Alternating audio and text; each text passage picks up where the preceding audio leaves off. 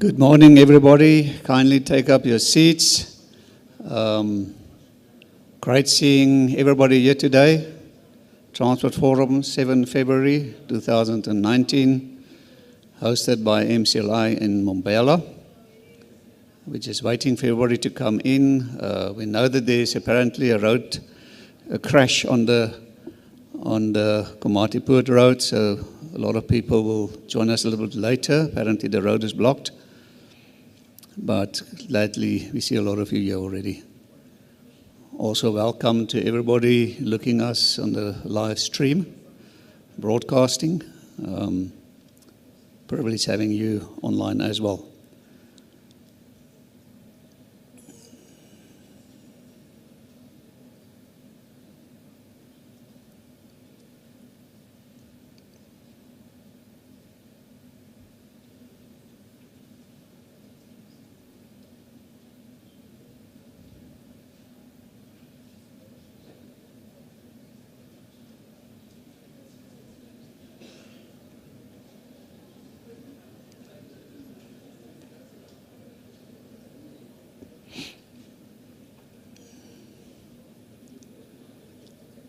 Right, while we are taking up our seats, let's just do a little bit of housekeeping. Those of you who don't know me yet, my name is Harry van Heestien. I'm with the Transport Forum. I'm the guy that's actually keeping your inbox busy. So thank you very much for having me in your inbox. It's a privilege being there. Ladies and gents, today we're making actually history here with MCLI. We're doing our very first live broadcast of this Transport Forum. Transport Forum next month will be 12 years in running. So today is our first broadcast, live broadcast. So we've got a lot of people internationally actually following what we are doing here through the Transport Forum's YouTube channel, but it's live streaming. And we've got a company here, they call themselves Live Streaming. We've got Gary Wilson, who's the director, sitting there at the back. And we've got Paul Oppel from Live Streaming. He puts up his hand. Gary Wilson's also the director of many pageant shows and stuff like that. So we're privileged in having you guys here. And thank you. Ladies and gents, they're actually sponsoring this live streaming for us today for free. They're not charging the Transport Forum. So let's see them as a sponsor of this event as well. So thank you very much. Let's give them a hand, a big hand.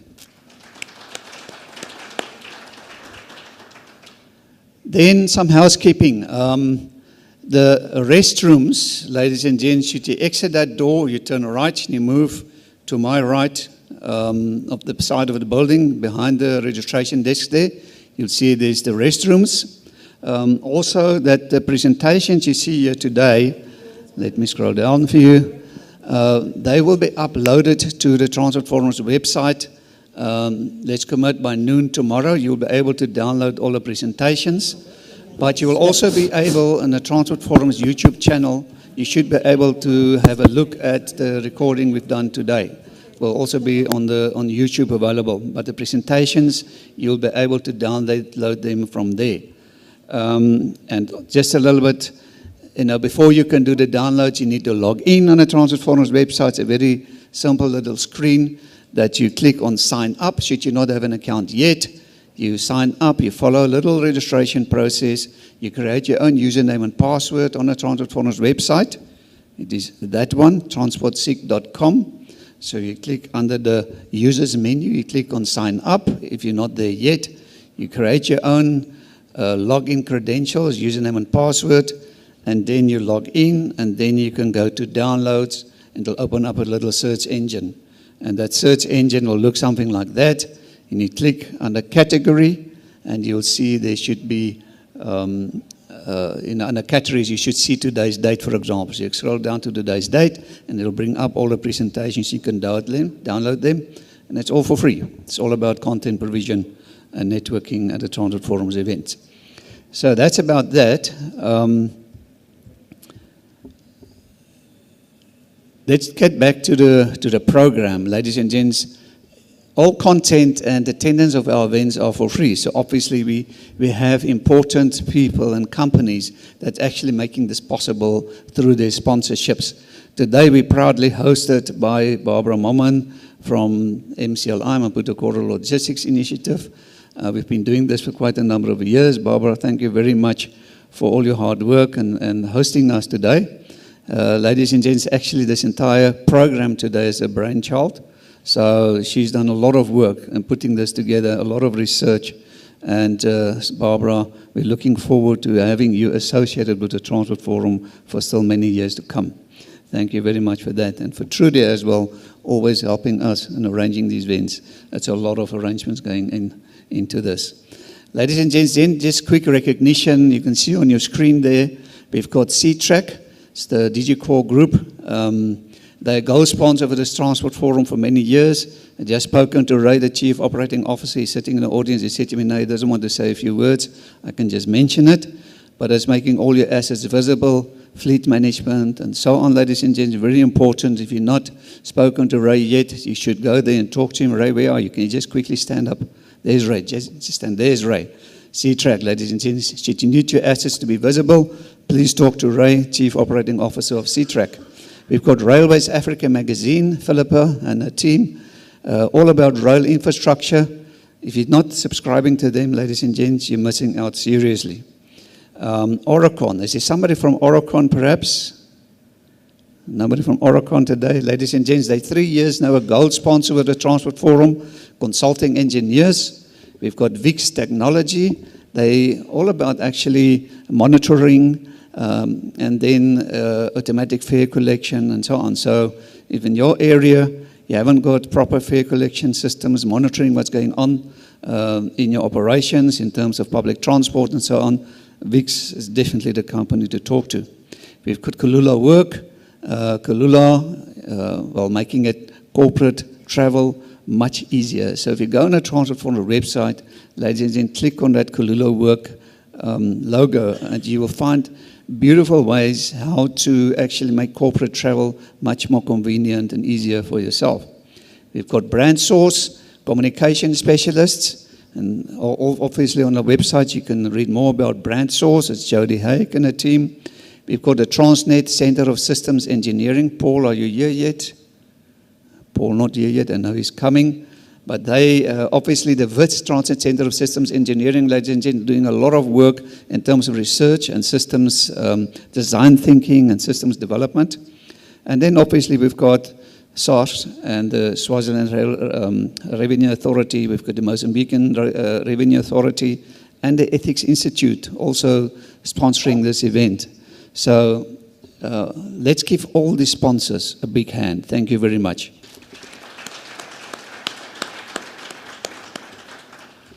So without further ado, ladies and gents, I'm going to hand you over to Barbara Momman. She kindly offered to be our program director for the first portion of this program today. Barbara, thank you very much. Thank you very much indeed, Harry, and a very warm welcome to every single one of you. I know some of you passed a terrible accident on the way here today, so thank you for making it in time. And again, a very, very grateful thank you to our partners for this event. Harry has always managed to bring an interesting slant to the Nelspruit event, and it's a real pleasure to work with people in this industry who have the passion that we do. I need to say a very, very big thank you to our guest of honor, who is the keynote speaker, Her Excellency Mrs. Amelia Nakare, who is the president of the Mozambican Revenue Authority. Thank you so much for being with us today. And next to her is the executive for, now it's gone out of my head, I've got it here, Patrick Moeng, who is from SARS with a very big heavyweight delegation, because their acting commissioner, Mark Kingon, is currently at SONA in Cape Town. And I have to admit that I said some things about political will in a meeting with SARS the other day that said, well, nobody's coming and we've got huge interest from Mozambican heavyweights. And I was very quickly put in my place to say there definitely is political will, and we see that here today. We also have, on behalf of the Commissioner in Swaziland, Mrs. Gugu Mahlenza, we have Precious Chauya. Precious, you're very welcome. You should be sitting at the speakers table. I'd be grateful if you could join them now. Thank you.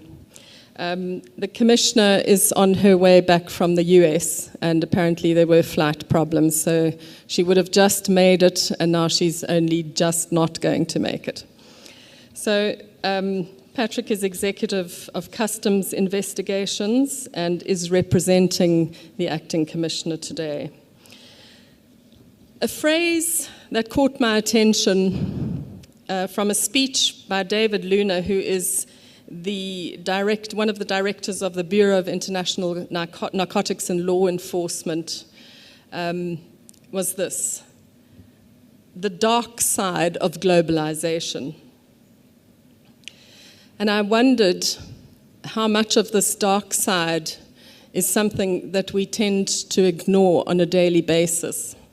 Now, I'm not giving a presentation, but I feel very strongly about this because you will know that MCLI's position on anything that is in opposition to compliance with our regulations is not something that we can support as an institution. And really what this dark side does is have an impact directly on the work that every single one of us do. It makes the lives of some of our revenue authority personnel, and particularly customs personnel, very dangerous, because we deal with people who are below the radar and people who have no scruples in terms of what they need to do in order to make money. And despite the fact that this meeting today is really as a result of a meeting with SARS and some of our operators, and I would say they were not all members of MCLI, in Nelspruit in October last year, I was horrified when after that meeting of roughly 20 organizations, one of the customs officials said to me afterwards, "Do you know that in that entire room, only one of those operators is compliant?" And we tend to think that the people that we work with, and I would hate to say, and hopefully this isn't the case, but even some of the members, and we do know in the past that we've had members who are not compliant, and he seemed to support this dark side. And just how dark it is was brought home to me the other day when I watched a very, very brilliant documentary called Strip, which I recommend that you see, on trade in rhino horn. And I feel strongly enough about this issue, particularly as a corridor institution, that the very work that we do to bring improvements, to bring the efficiencies, to make sure that countries collect revenue so that they can develop our corridors and really so that the work that we do filters down to the poorest of the poor, is being compromised by corruption and illicit trade. Now, I also realize that every single issue that we deal with here today and every topic has a whole range of very sophisticated research and can be broken down and spoken about just in one conference. So we've been very ambitious, thinking that we can deal with all of these so-called illicit corruption issues, illicit trade corruption issues in one conference.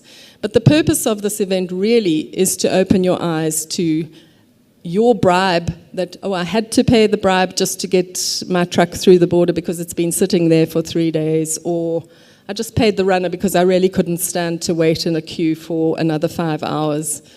Well, those things contribute and you become part of the problem. And I think what we need to understand is how that impacts the ability of your business to make money, how it impacts the ability of the country to provide the services that it requires. And so we're very, very pleased to have with us a very high-level delegation from the 3 revenue authorities. This is, I think, probably the only the second time in MCLI's history that we've had this, and we're very, very grateful to you. And I would like to welcome to the podium Her Excellency Mrs. Amelia Nakare. And I seem to have lost her bio, but it's worth saying that she has a degree in economics from Eduardo Mondlane University and an MBA from the Catholic University in Mozambique.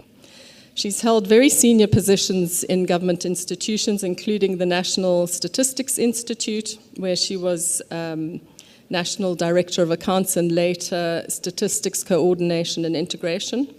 She has extensive research experience in a variety of fields, from agriculture to socioeconomic development. And she served most recently as Deputy Minister of Planning and Development between 2011 and 2014, and Minister of Economy and Finance in Mozambique in 2015.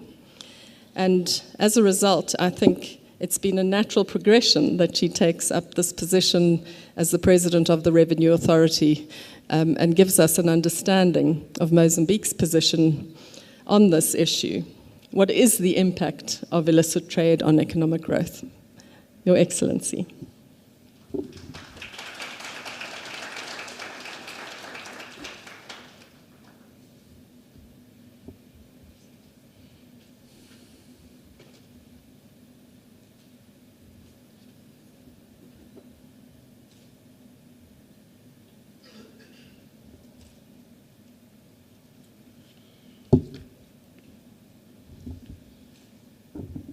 Good morning, everybody.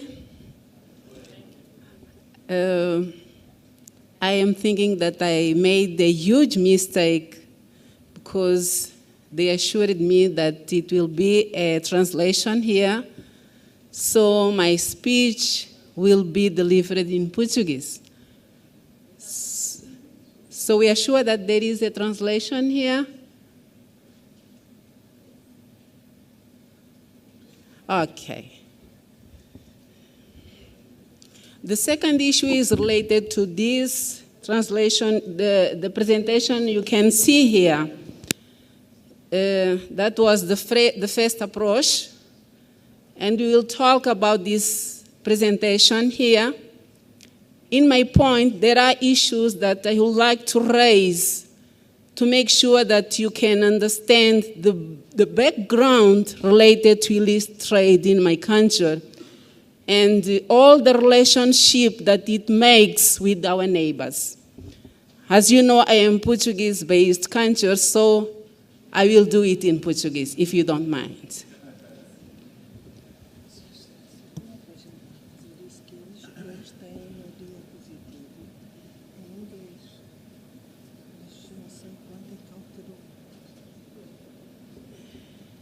Yes.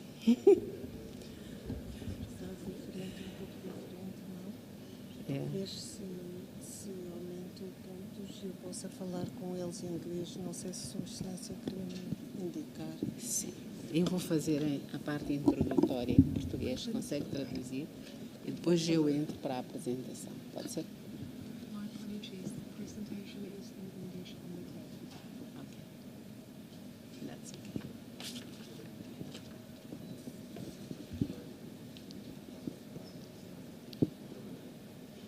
So I will just make some introductory notes in Portuguese, and then we will go through the presentation as it is. Can be like this?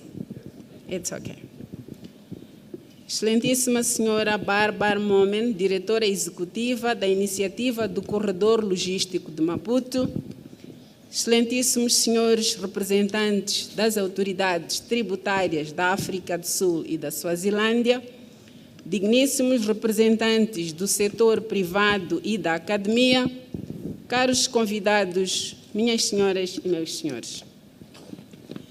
A organização deste evento, que reúne o setor privado e os governos dos países que dividem o corredor de Maputo, é um exemplo ímpar e inolvidável da importância da cooperação como catalisador do desenvolvimento econômico.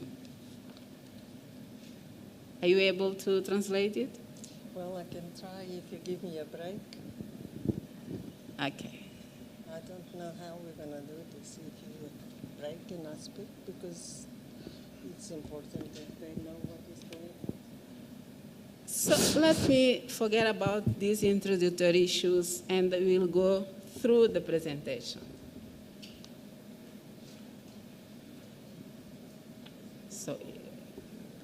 So we'll talk about the illicit trade in Mozambique, strategy to combat tobacco, alcohol, fuel, and smuggling. But before I go through these three products, I would like to raise some issues related to informal translation. illicit This is a minister. trade Yes, I understand. and I don't have some a problem. examples No, but I like have a problem that contraband you have upset her. and many other illicit very trades upset. in our She countries. needs an intro. I have She been speaks, I speak. It's searching these issues since 2017, in part because I work on it, and in another way because I have been doing my doctorate, and this is the main point of my research. So here in this presentation, the contents are there. Background on illicit trade and why illicit trade is challenging our countries, the many negative impacts of illicit trade on tobacco, alcohol, and fuel, and what are the enabling factors, fiscal impact of illicit trade in Mozambique related to 2010-2018, fiscal stamp project and many results, fuel market project and many results, and the last one will be why a regional initiative to combat illicit trade. So we start by defining illicit trade. And here we say that illicit trade refers to the illegal trade of products that erode the economic benefits to society, which include smuggling, counterfeiting, piracy, and other mechanisms of illicit trade. In my country, smuggling is any fraudulent act or omission that seeks to enter or leave the country any goods, merchandise, or vehicles without going through customs. And this happened the most. And according to our law, you can see here there the references. World Customs Organization defines smuggling as a customs offense consisting in transporting goods through a custom border in a clandestine manner, avoiding customs control. In the context of this presentation, the term illicit trade is related to the tobacco, alcohol, and fuel smuggling. The concepts, also I'm giving here the concept of illicit trade, as you see, and then it brings many laws for our countries. So the laws caused due to smuggling, counterfeiting, and piracy are not restricted to financial costs, but expand their scope to economical and social costs. So we give here some international reference related to how smuggling and illicit trade can prejudice our economies. Related to the total loss in 2003 and the projection related to 2022. You can see there in billions of USDs. So to achieve sustainable economic development, countries need financial resources to implement their plans, some of which can be raised by combating different forms of illicit trade. I can think that this way of acting as a collective, as a group, it will make a difference. governments and private sector together, they can make difference. So the question is, why illicit trade is challenging Mozambique authority and other countries? According to Global Finance Integrity, between 2005 and 2014, an average of USD 138 to 289 million were withdrawn from Mozambique market as illicit financial flow. So this is really a huge amount that is lost, and the government can't use it to develop social and many other infrastructure to boost our economy. This amount is equivalent to 9% of the government total revenue in 2017, and this is too much. The General Attorney also estimates that the fraudulent use of the financial system laundry cost the Mozambique state around 26.4 million in 2016. Even though Mozambique is not a regional finance center, money laundering is reported to be fairly common and is linked principally to narco trafficking and criminal kidnapping network, as well as customs fraud, according to this reference. Black markets of smuggled goods and informal financial service are widespread, constraining the formal retainer sector in most parts of our countries, as we held this morning. So, why illicit trade is challenging Mozambique?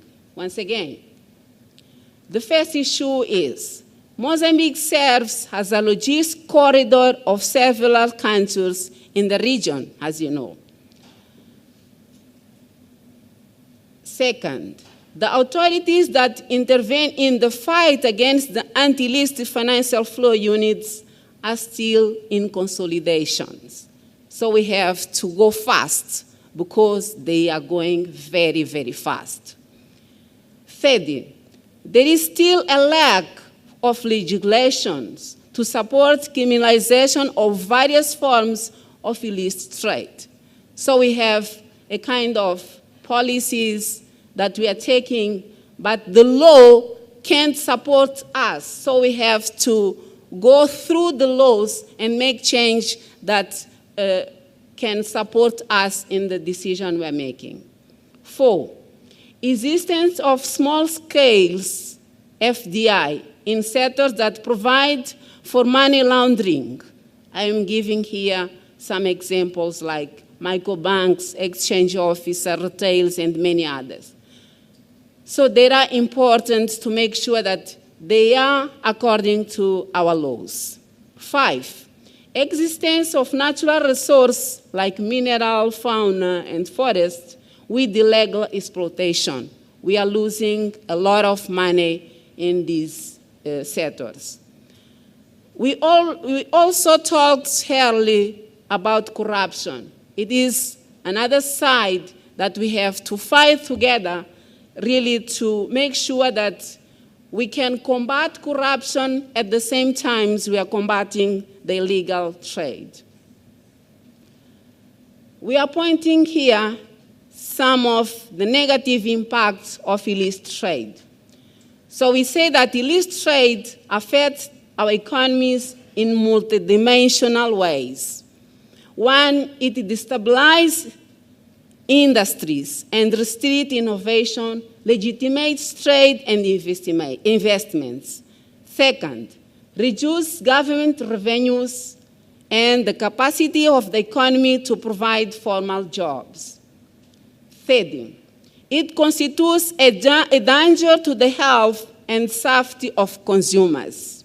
4, fuel transnational crime, corruption, and terrorism are in somehow risen or financed or funded by the illicit trade or many other ways of fiscal corruption. 5, represents a risk to natural resource, especially for protected species, strategic resource, and for the environment in general. What are the enable factors? 1, weak governance. So we have to boost our governance. International institution articulation and lack high level of commitment. Our government have to be more committed in these matters. Corruption, as I said before, inadequate regulation capacities, I have referred, inadequate law enforcement, resource scarcity, as you know, the resources are limited and the needs are more than the resource we need in the world. Presence of informal sectors and distribution channels, and existence of organized crime international. All these factors create a hostile environment of legitimated business, discourage investment, and reduce confidence in the judicial system. So we have here a figure that shows the impact in fiscal of illicit trade in Mozambique. So we can see, I'm not sure if you are following me, it's okay. So we can see here that the illicit trade is rising in my country, and we have to fight against it together. The many actions to combat smuggling and counterfeiting includes 1, inspection for imported goods and strategic location and products risk as sugar, alcohol, fuel, cigarettes, vehicle, and many other products. 2nd, use of risk profiles of selection and physical examinations of goods. We have been doing this so far, but we have really to do it by different ways and also improve technology to make sure that the examination can be also made by different manners. Post-clearance audits and joint audits, inspection of imported goods and equipment under special regime, inspection of delayed containers, fiscal sealing and making of full, and fight against corruption, once again. So the question will be, fiscal stamp projects and many results that it's bringing to our economy, particularly in my country. So we have been stamping some projects. We have been stamping tobacco. Now we are stamping also the beverage, and we are marking the fuel. And it is bringing some results that we would like to mention here. One is the key driver of illicit trade in alcohol and tobacco product is the level of excise duty. Smuggling of these products occurs from countries with lower tax for countries with high taxes. That is an assumption. 2nd, the smugglers are attracted by the high profitability of this market since taxation policies in different jurisdictions give rise to opportunities for illegal traders to make a profit by not paying customs duties. 3rd, from a demand point of view, increases in excise duty drive up the final price of these products, which increases the demand of cheaper products supplied by illicit trade. So our price can be an important determinant in smuggling. For this reason, MRA has introduced fiscal sealing as an instrument to control trade in these products to reduce smuggling and increase revenue collection. So the results are, in 2017, the ceiling of alcohol, beverage, and manufactured tobacco as a measure of fiscal control of its products, importation, circulation, and marketing. Second, the excise tax code approved by the Act number 7 by 2019 of 10 September introduced the ceiling of alcohol, beverage, and manufactured tobacco as an administrative and measure of effective control. Thirdly, the regulation approved by the ministerial diploma referred there established the producers to be observed in production, distribution, use, and inspection of the fiscal stamp. With the approval of the new excise tax code referred there as 2017, it was established the subjection of an alcohol beverage produced domestically and imported. So, the implementation of compulsory fiscal ceiling of alcohol beverage and manufactured tobacco obeys three distinct phases. One, it is related to manufactured tobacco, and it happened in 2017. The second one was related to alcohol, beverage, wine and spirits, liqueurs, whiskeys, and many others, and also happened in July 2017. The certified is the one is now being negotiated with the private sector to make sure that it can be taken this year, 2019. We're still having some difference of points of view with the private sectors that we are trying to have an approach. In the search of solutions of the ceiling of beers and RTDs, that are I don't know how to translate it in English, if you can understand what I mean on RTDs. You don't know what they are? Okay. So how do you call it? That's okay. So emerged a new concept of digital ceiling. So we note that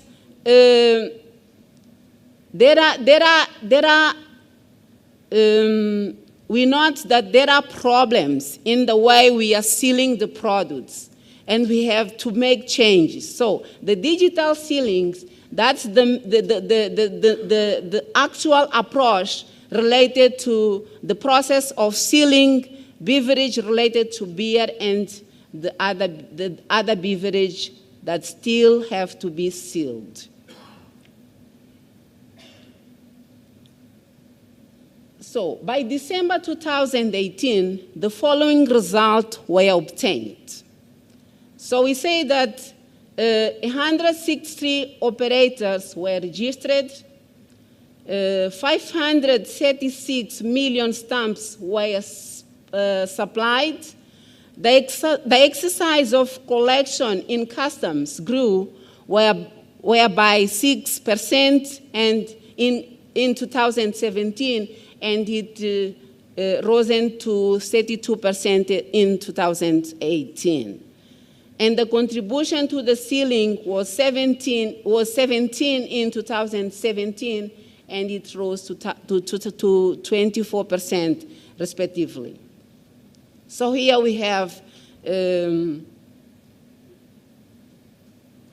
all the matrix that shows the growing issues related to the implementation of sealing process from 2016 to 2018. And the next picture also shows the increasing in alcohol stamps process during the period of 2016-2018, showing the results that stamping alcohol, it increased our revenues. And the next is related to cigarettes. Also, we can see how the results are really important enough to our revenue systems. So related to the fuel oil, we also have been marking the fuel oil since the last year. And we note that some kinds of results have been not related to improvement in reducing smuggling and other illicit ways of selling fuel oil. So I can say that in the fuel oil business, the illicit trade is more related to adulteration, and the kerosene is the one product used to adulterate diesel, and incorrect calibration in the terminals. The terminal used to calibrate it by the wrong way to make sure that they can sell more without stamping or without marking the fuel. So the tax evasion, foreign or customs declaration of fuel smuggling to avoid or reduce the payment of excise duties. These practices reduce consumer welfare, state revenues, and damage equipment, reduce air quality, and can have a negative impact on public health. So what are the results in our process of fuel oil marking? The first issue is related to the fuel marking itself, and it introduced to improve the control system of transporting, storage, distribution, and marketing of fuel for domestic consumption. Second, it aims to avoid tax evasion and smuggling and ensure the quality of the fuel used in the domestic market. Third, marking operation began in August 2017 at the fuel receiving terminals located in Maputo City and in many other terminals, Beira, Kilimani, Nacala, Pemba. So all of them started at the same time. And the marking process includes gasolina, diesel.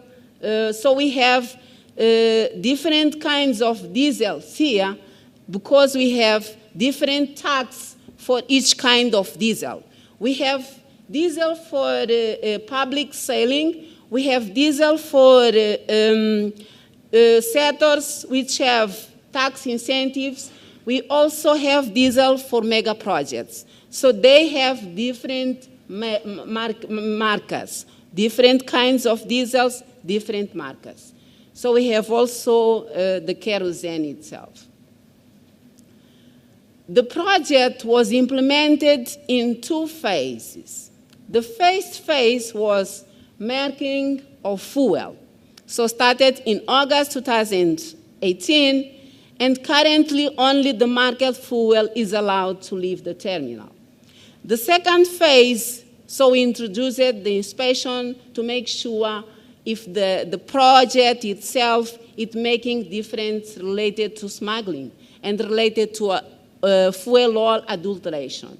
And we note that there are improvements and the results can be seen in this short sign here given by this picture.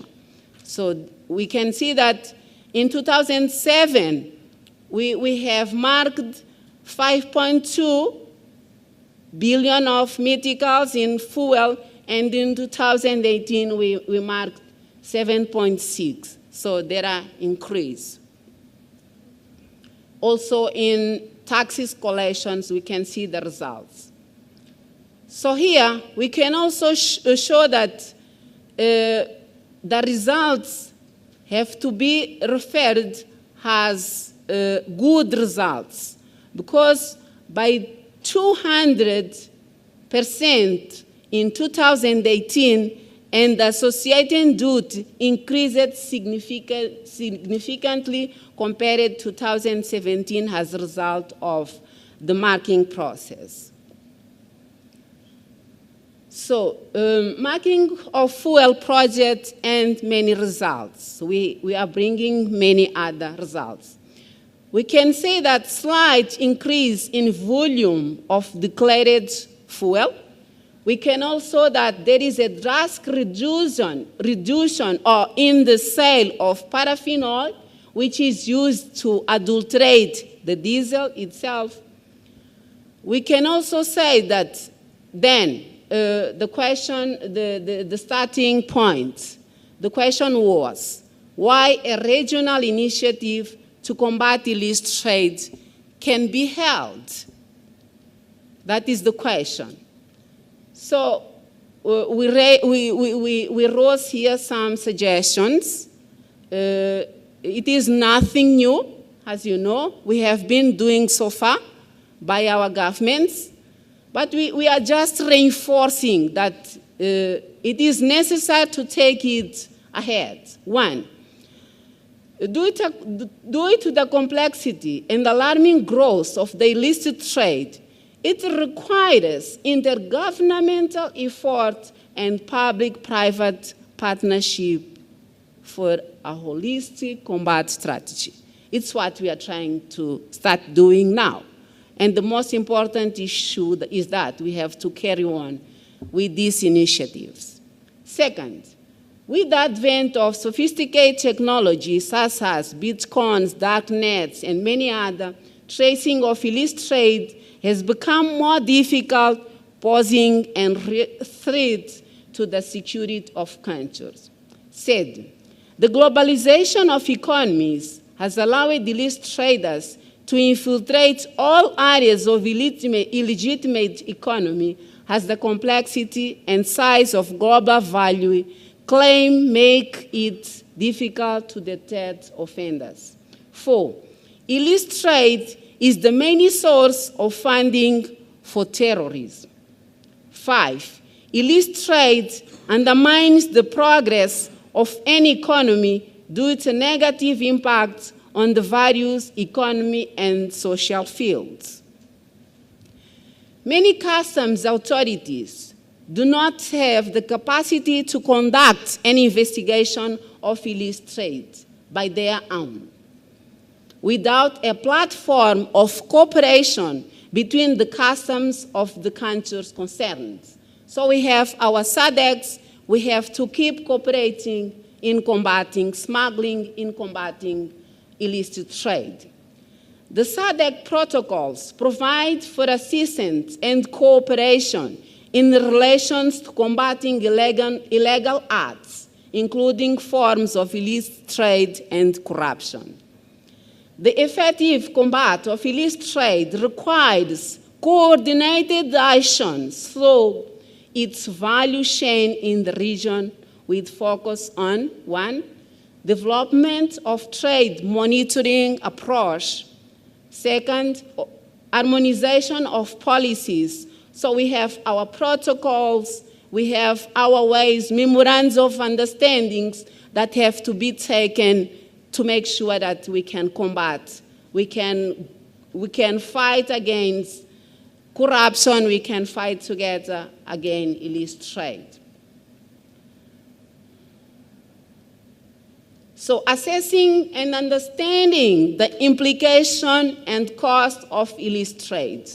So we have been showing that illicit trade, it is damaging our economies by numbers. So all we need is just to take on and combat it.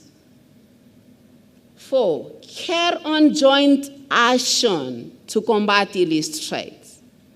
So I can give some example.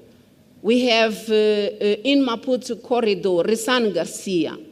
So we have to make sure that we and South Africa, all we have been talking about relate to have the same border, we have to take it serious.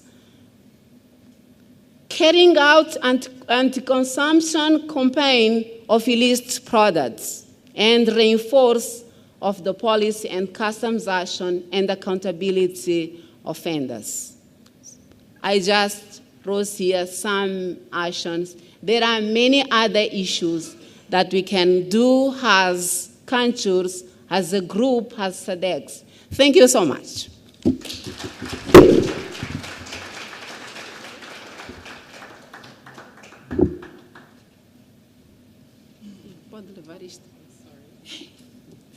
So maybe we can translate it and send for you. Thank you. Yeah, Thank you there so are much. many others. You go and give it to her. So while we're putting up that, I'd just like to say thank you so much for that overview and the insight into what is being done. I have been in meetings where the stamps for alcohol and tobacco were discussed with the Department of Foreign Affairs, or it's now called International Relations. And it is certainly a very important development, and it affects trade because if you're importing, you need to know whether those stamps are legitimate or not. Thank you so much, Patrick. And the complexity of what we have to deal with is driven home by the way in which it seems, and it was mentioned by Her Excellency as well as you, Patrick, is how one step ahead of us the criminal syndicates are. And even at regional level, the difficulty of managing illicit trade happens before you know that it's going to happen. And I think the huge challenge is trying to anticipate and trying to put in place that legislation. Both of you made that point in different ways, that legislation is not always necessarily one step ahead, but is usually in response to. So the challenges are enormous. It's my great pleasure to welcome Precious Chaua from the Swaziland Revenue Authority. She has been through the ranks of the Swaziland's customs and now serves as a policy director in the customs division. She's here to speak on behalf of the commissioner, Mrs. Mahlinza, who is still on an aeroplane, unfortunately. But you're very welcome, Precious, and we look forward to you presenting the commissioner's remarks. Thank you.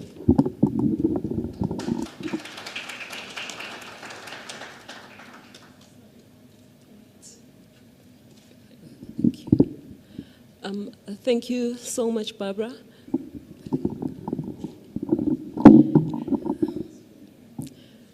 And Her Excellency, the President of the Mozambique Revenue Authority, Mr. Moeng, the representative of the South African Revenue Services Commissioner, and your respective delegations, representatives of the MCLI initiative, distinguished ladies and gentlemen from government agencies as well as the private sector, all protocol observed. On behalf of the Commissioner General of the Eswatini Revenue Authority, as well as the Commissioner of Customs and Excise, I greet you all. It is a great honor and privilege to be part of this session for deliberations with partner administrations and stakeholders on a topic that can easily be referred to as the lifeblood of our economies, trade, as we normally call it. The President, Her Excellency, in her keynote address, has already set out the tone by quantifying the financial losses arising from illicit trade, both at a global level as well as how it is directly impacting the economy of our neighboring state, Mozambique. And also, I recognize the comments from my colleague from SARS, where I think basically in summary, all these remarks are showing us that illicit trade is indeed prevalent in our region. And mine, as the last speaker here, I feel that my job is a little bit easy because we have already understood the background and we have already appreciated from the previous speakers how or the level at which this phenomenon has grown. So we can all agree that it does undermine our controls as law enforcement agencies, but also highlight the fact that it has the undesirable effect of choking to the point of destroying our economies. Her Excellency also provided a definition of illicit trade, which in my summary, I would just refer to it as the production, import, export, purchase, sale, or possession of goods which have failed or which fail to comply with legislation. It is a fact, therefore, that where the market is flooded with such products that have not complied with all the regulatory requirements, such as payment of duties, as well as adherence to licensing, permit, and quota obligations, the effects are far-reaching. If I were to enumerate a few of these, which have already been elaborated on by the previous speakers, it would be to mention the creation of an unlevel playing field, which disadvantages legitimate operators in terms of competition. It also exposes our consumers to substandard products, and it also creates a situation whereby our governments are now required to deploy more resources toward enforcing compliance, which already strains us as government entities, because we do acknowledge the fact that we are operating with constrained resources. Therefore, the deliberations for today's session clearly indicate that we all have a role to play, and I believe that we are all clear as to what role it is that we are called upon to play.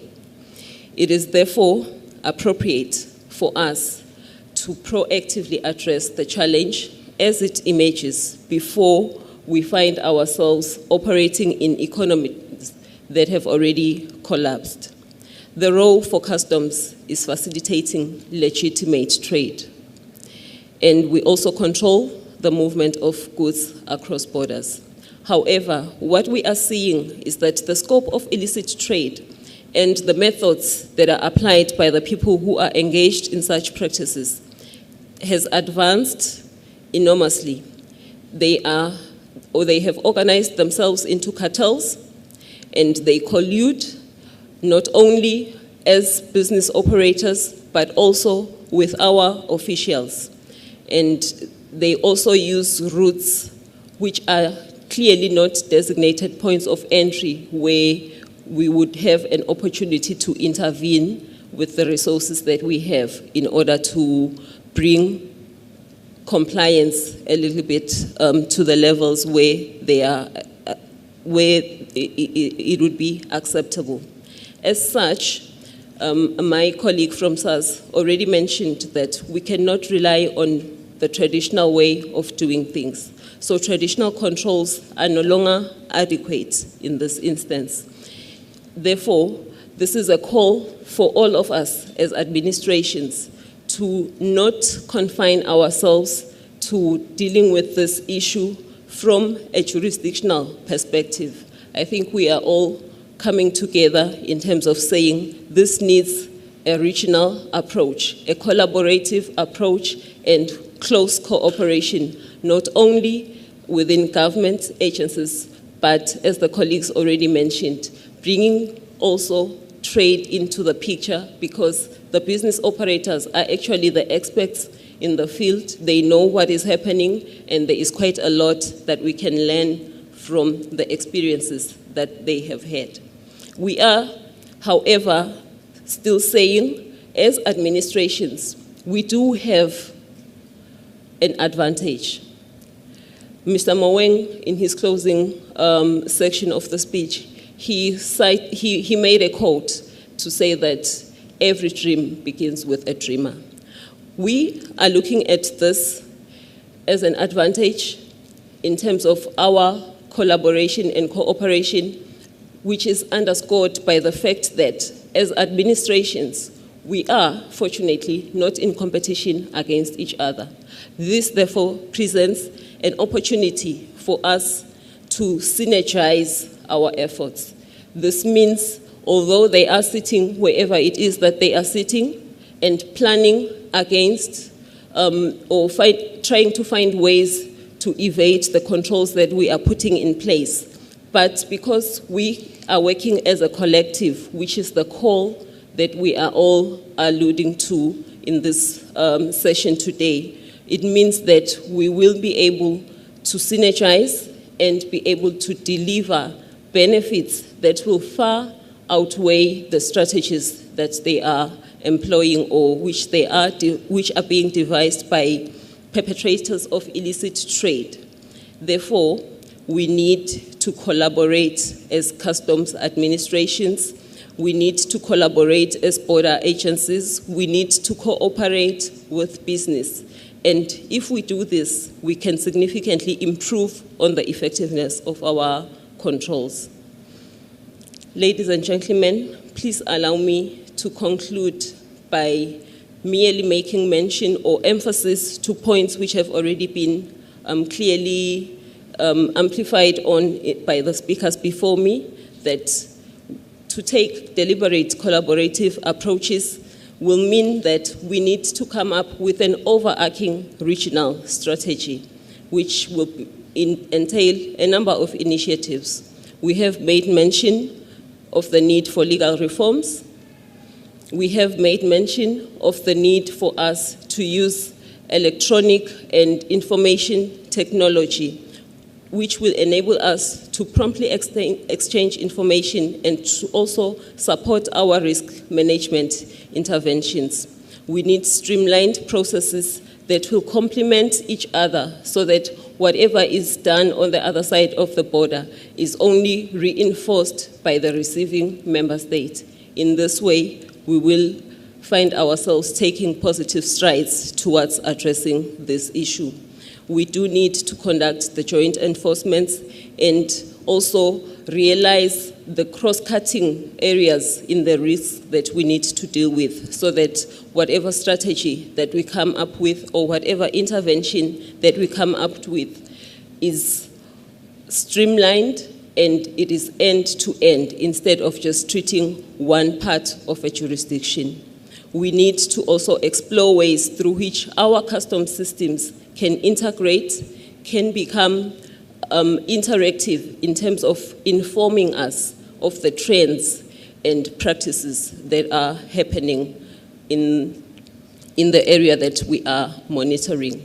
And it is also important for us to be seen as presenting a united front as we engage with our private sector partners. They are indeed our partners in this because, as we have already pointed out, the effect of illicit trade results in loss of profits and it also results in loss of government revenue. Therefore, if we want to sustain the lifeblood of our economies, which is trade, we therefore have an important role to play in promoting controls and in also advocating for the legislative reforms which are necessary in order for us to reach the goal that we want to go to. There is an old saying which says there is strength in numbers, and looking at all the people in this room, I can only stand here to encourage all of us to come together and fight against illicit trade. And it is also the wish of the Commissioner General from SRA that from the discussions that we are going to have today, we will not just only leave them at high level, but we should be able to come up with pragmatic initiatives, things that we can put on the ground, to which we will all commit and follow through with action plans that will then enable us to say, we started at this point and this is where we are going. We therefore, ladies and gentlemen, are looking at today as just the start of a journey.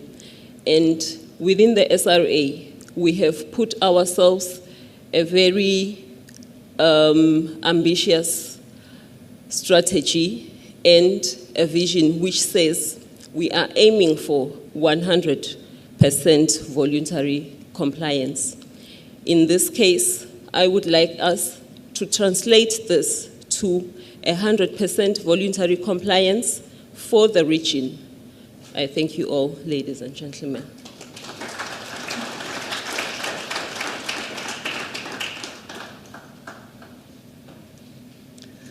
Precious, thank you so much for delivering those words on behalf of the Commissioner, and we look forward to welcoming you to the panel discussion a bit later. Harry, I'm going to take the program into my own hands. It serves you right for leaving it with a girl. We're going to break for tea and coffee. I think that's a good idea.